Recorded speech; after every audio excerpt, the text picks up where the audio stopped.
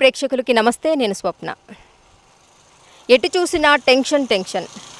ఇటు ప్రజలకి ఏ నాయకుడు గెలుస్తాడా అని, అటు అభ్యర్థులకి ప్రజలు ఎవరికి ఓట్లేసి గెలిపిస్తారా అని. పురపోరులో కారు దూసుకుపోతుందా, కమలం వికసిస్తుందా, హస్తం అభయమిస్తుందా అనేది కొద్ది రోజుల్లో తేలనుంది. మరి ఏ పార్టీని విజయం వరించబోతుంది, ఏ ఇతర పార్టీలు ప్రత్యర్థులుగా మారి ప్రజల వెంట నిలబడి గెలిచిన పార్టీ ఇచ్చిన హామీలు ఏవైతే ఉన్నాయో అవి అమలయ్యే దిశగా పోరాడబోతున్నారు అనేది కొన్ని రోజుల్లోనే తేలనుంది. సో తూర్పు నియోజకవర్గంలో బీఆర్ఎస్ తరపు నుండి నన్నపనేని నరేందర్, కాంగ్రెస్ నుండి కొండా సురేఖ, మరి బీజేపీ తరపు నుండి ఎర్రబెల్లి ప్రదీప్ రావు గారు బరిలో ఉన్నారు. మరి ఎవరిని విజయం వరించబోతుంది అనేది ఇక్కడ ప్రజలను అడిగి తెలుసుకుందాం. ప్రస్తుతం నేను తూర్పు నియోజకవర్గంలో ఉన్నాను. బీఆర్ఎస్ తరపు నుంచి నన్నపనేని నరేందర్ గారు, మన కాంగ్రెస్ తరపు నుండి కొండా సురేఖ గారు, బీజేపీ తరపు నుండి ఎర్రబెల్లి ప్రదీప్ రావు గారు పోటీలో ఉన్నారు. మరి ఇక్కడ కొందరు మహిళలు ఉన్నారు. ఎవరికి ఓటు వేయబోతున్నారు అనేది అడిగి తెలుసుకుందాం. నమస్తే అక్క. నమస్కారం. చెప్పండి, ఎవరికి ఓటేస్తున్నారు? బీఆర్ఎస్కి వేస్తాం. బీఆర్ఎస్లో ఈసారి కంపల్సరీ బీఆర్ఎస్కి వేస్తారు. వేస్తాం. దేనికని? దేనికంటే కళ్యాణ లక్ష్మి ఇస్తున్నాడు, రైతు బంధు ఇస్తున్నాడు, పింఛన్స్ ఇస్తున్నాడు, ఇంకా చాలా స్కీమ్స్ ఉన్నాయి. మళ్ళీ ఎవరు వచ్చినా కూడా అవే ఇస్తున్నా అంటున్నారు. కాకపోతే కొంచెం అమౌంట్ పెంచుతా అంటున్నారు.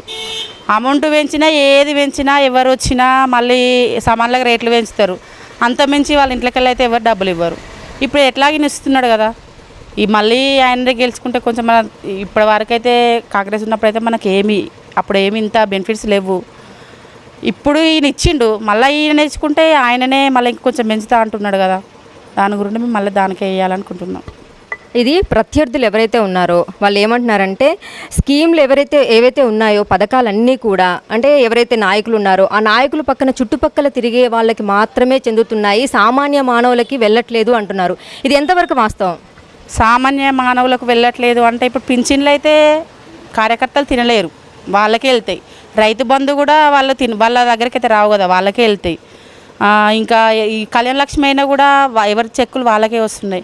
వాళ్ళు తింటున్నారు అంటే గిటువంటి ఎలక్షన్ల టైంలో ఫండ్స్ వస్తాయి.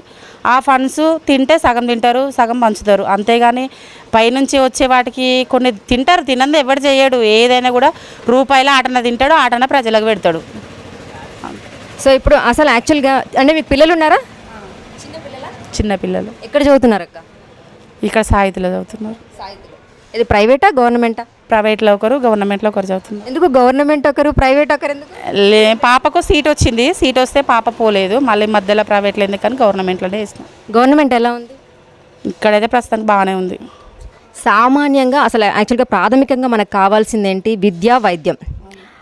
విద్య అనేది అంతా కూడా బాగా అందుతుంది పిల్లలకి, లేదంటే వైద్యం మనం ఎక్కడికి వెళ్ళినా కూడా గవర్నమెంట్ హాస్పిటల్స్లలో ట్రీట్మెంట్ అనేది బాగా జరుగుతుందంటారా? నాకు తెలిసినంత వరకు అయితే మాకైతే ఓకే. సో పెన్షన్స్ అని అన్నారు. సో అంటే ఏజ్డ్ పీపుల్ వాళ్ళకే ఈ పెన్షన్స్ అవి ఇవన్నీ కూడా వృద్ధాప్యంలో ఉన్న వాళ్ళకే ఇస్తున్నారు. మరి నిరుద్యోగులు చాలామంది ఉన్నారు. నిరుద్యోగులకి ఉద్యోగాలు అసలు రాలేదు అని చెప్పేసి అని అంటున్నారు. మరి అంటే ఈ సొసైటీ అనేది బాగుపడాలి అంటే నిరుద్యోగులకి ఉద్యోగాలు వస్తే బాగుపడతారా, లేదు అంటే కనుక ముసలి వాళ్ళకి పెన్షన్స్ ఇస్తే బాగుపడతారు?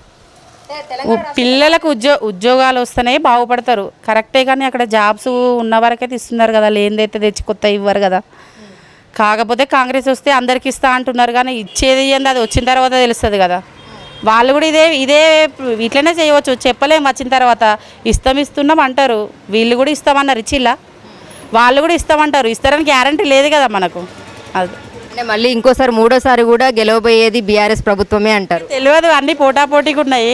మేమైతే ప్రస్తుతానికి బీఆర్ఎస్కే వేయాలనుకుంటున్నాం. ఈ ఓటు మాత్రం నన్నపనేని నరేందర్కి అంటారా? అవును. జీటీవీ ప్రేక్షకులకి నమస్తే. స్వరాష్ట్ర ఆవిర్భావం కోసం ఎందరో మహానుభావులు పోరాడి ఆత్మ బలిదానాలు చేసుకుంటే సాధించుకున్న మన తెలంగాణ. ప్రజల ఓట్లతో గెలిచిన నాయకుడు రేపు పని చేయకుంటే ప్రశ్నించే హక్కు ప్రతి ఒక్కరికి ఉంటుంది.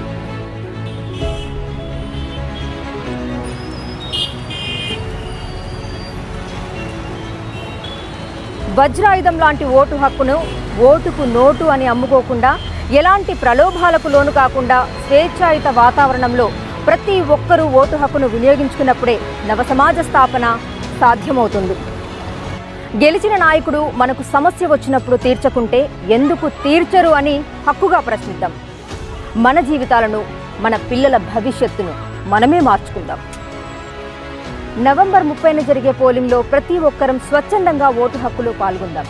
సరైన నాయకుడిని మాత్రమే ఎన్నుకుందాం. Vote for the right person.